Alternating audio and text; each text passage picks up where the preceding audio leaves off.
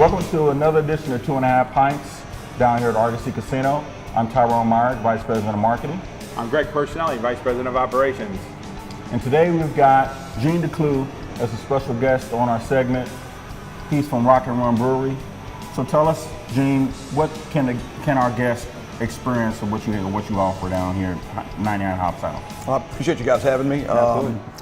Currently on tap with you guys, we have our 5K IPA and what we're having in front of us right now, which is our Bleach Blonde Pale Ale. It's a little different than the standard Pale Ale. It has a oat base in the malts, so we actually incorporated about 18% of the malts being oats.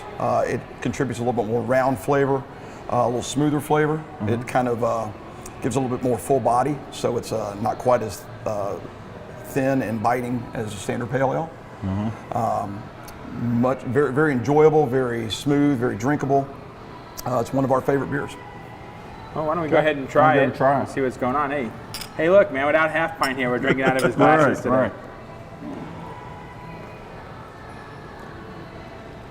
Never done shots of beer. Me either. So why did you choose to go with something a little less tart than a regular IPA? Coming from a brew pub background, we've been open for almost 4 years as a brew pub. Mm-hmm. We see the customers coming in, and they're not necessarily beer people, they're restaurant people that we're trying to convert into beer people.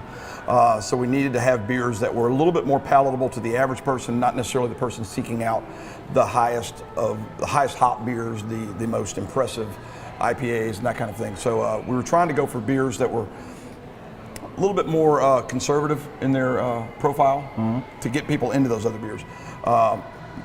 Oats add a nice roundness, a nice smoothness. We backed the hops down a little bit on this one. And again, it's turned into, as soon as we released it in cans and in draft, it really took off and became it's our second best-selling beer right now. Yeah, interesting story, right, about Rock and Run. You guys had some challenges about a little over a year and a half ago with the wall collapsing, or? Well, like I said earlier, we've been open almost 4 years, and about 2.5 years into our existence, I was actually in the brew house brewing one morning, and there was some construction going on next door to us in a building that we were actually in negotiations with to lease to expand our brewery. And we heard this loud, thunderous rumble, and I go running outside, and I see a collapsed building that used to be this 120-year-old building that it literally had been there forever. It was the building that kind of was the cornerstone of downtown for Liberty.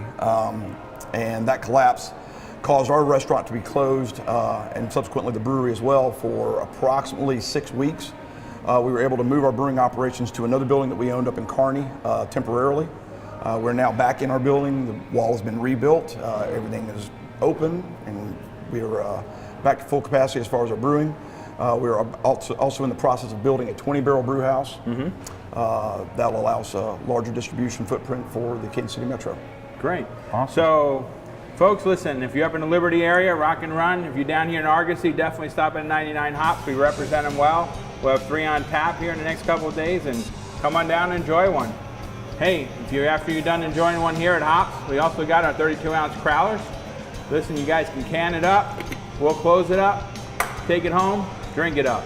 Guys, enjoy. Not bad, huh?